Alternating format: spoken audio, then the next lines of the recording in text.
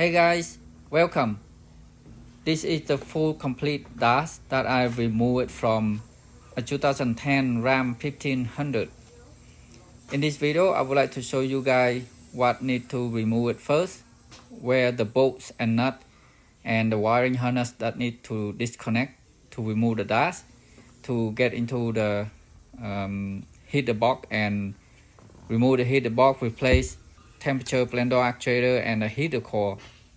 Okay, first need to remove the negative battery, and after that remove the driver seat and wiring harness underneath. Remove the steering wheel and steering column and lock it in place. Remove the center console and shifter assembly as one unit.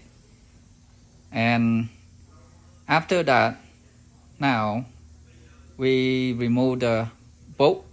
On the side there's 3 bolts, and on the side there's a green plug-in that plug into the side of the dash, and underneath the steering column there's a blue connector. That's the only one that need to remove, and there's some wire for aftermarket wiring. You need to cut it, and there's a 4 nut for the holding the steering column and 2 bolts holding the dash to this bracket.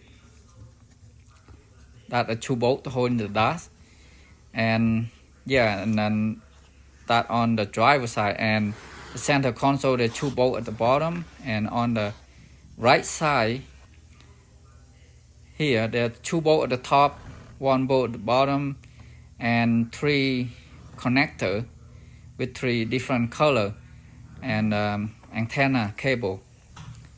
And at the top there's a 2 bolt very close to the windshield, and also on the side here the A pillar there's 1 connector. And this is a complete dash. You can see with the cluster and radio and all the climate control still in place. And this is all the harness, like 7 plug-in that plug into the steering wheel, like airbag, clock spring, and radio control and stuff like that. And it's aftermarket accessory. And that one there, the blue plug-in, that's only one underneath the dash. And this green plug-in on the side coming from the A pillar. Yeah, and you guys can see. And that's a brake light switch that screw into the steering column. And this wiring harness over here, this yellow, that for the airbag that run underneath the carpet, and it's like underneath the carpet going to underneath the shifter, and this is a shifter wiring harness. So we need to cut the carpet underneath there. I will show you when I put the dashboard back on, and where we're going to put the bolt and wiring plug-in and stuff like that. So I remove the glove box as well. And on the right side here you guys can see the 3 plug-in with 3 different color, and the kind of like a radio and a cable. Yeah, 1 bolt at the bottom at the side and 2 at the top, and with like the hook in when we install the dash, and the 1 connector on the side there at the top, and the 2 bolts at the top here very close to the windshield. You guys can see better when the dash put it back on. That's the whole dash coming out very quick and easy if you disconnect and remove all the bolt and the wiring harness. So now we're going to remove the heater box to replace the actuator and the heater core. The problem with this job is to replace the blender actuator, which is one right here, dual climate control, and the other one deep inside there, very close to the firewall. Yeah, so have to pull the heater box out from the firewall to replace that actuator. And we need the AC machine to recover the refrigerant from the AC system, before we remove the heater box. And heater box, it's one nut at the top there, the right side, and in the center lower one bolt, and on the left side is one nut. Yeah, after we recover the refrigerant, we can disconnect the low side and high side AC line from the evap core and the heater hose from heater core. And we have to remove the computer bracket, one at the top, one at the left, one at the right, so we can pull the computer out of the way. We don't have to disconnect all the wiring, just pull it out a little bit so we can remove one nut right behind the computer, and one nut that hold the heater box to the firewall is holding the computer bracket. And here the heater box is out. We don't have to pull it outside the vehicle. So you can see AC evap core, heater core, and from under the hood there's one stud coming out there and one here. So just have to remove the nut. This one right behind computer, and this one kind of like holding the computer bracket.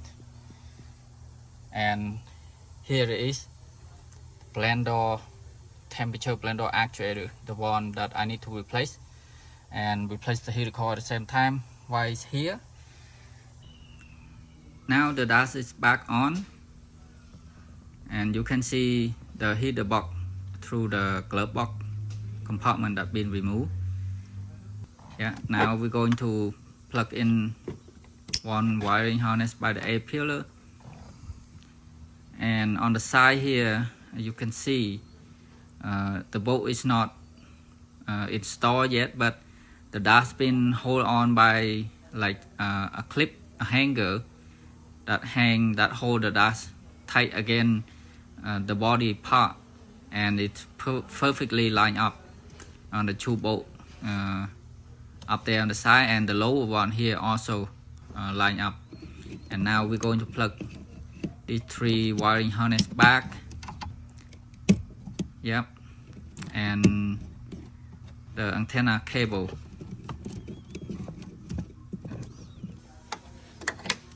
And on the left side there's a green plug-in, and we plug in back the harness as well, so it's not again anything. And underneath the steering column there's just one plug-in for the blue connector that I showed you earlier, and this is ground for aftermarket accessory.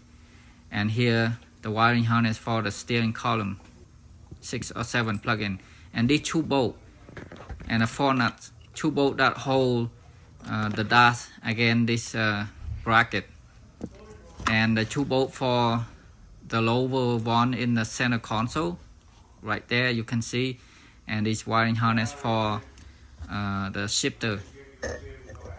And now we just put this wiring harness back under the carpet that I told you that I cut it out earlier, and we need to clip the harness back to the body under the carpet so it's not moving around.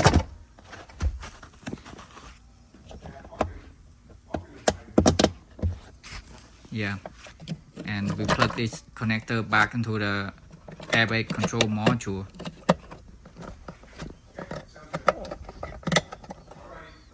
And beside that there's another module with another plug-in as well. And we put the carpet back. If you have a staple, you can staple that carpet back together, and because it's right underneath this center console. And now center console back, and we try to feed back in the shifter cable. Make sure it in the proper location when you put it back, and we slide in, and we just have to put it back in the right location, and it will go in very easy and locking. And now we put back this screw. That's what we removed before to pull the plastic out of the way, and we're using this tool to, or a flat long screwdriver to unclip the shifter cable before, and now we plug back the shifter wiring harness, and we put back the screw, and we push the shifter assembly forward like that, and install 2 screws on the side and 1 Phillips screw right there, and the same one on the other side. Yeah, and now we put back the top cover for the shifter, and this one is just clipped down, and the 2 screw right there, Phillips screw. Yeah, that's a big one, and here's a small one around the chrome one, plastic chrome. Yeah, it's just very easy to remove and very easy to put it back. And here are the steering wheel, steering column been put it back, and all the wiring harness and the plug-in. And I installed a tie wrap there to hold the steering wheel tight before I remove it, so it's not mess up the airbag clock spring. And right there, the bolt to hold the steering coupling. Yeah, we need to torque it to the specification, and 2 lower nut, 2 upper nut as well. And 6 bolts, 3 on each side to hold the dash to the body. And this is all the torque spec that you need for the steering column. Yeah, that's it for this video, guys. I hope it's enough information what you're looking for. If you like the video, please like and subscribe to my channel. I see you guys in the next video. Have a great day. Thanks again for watching.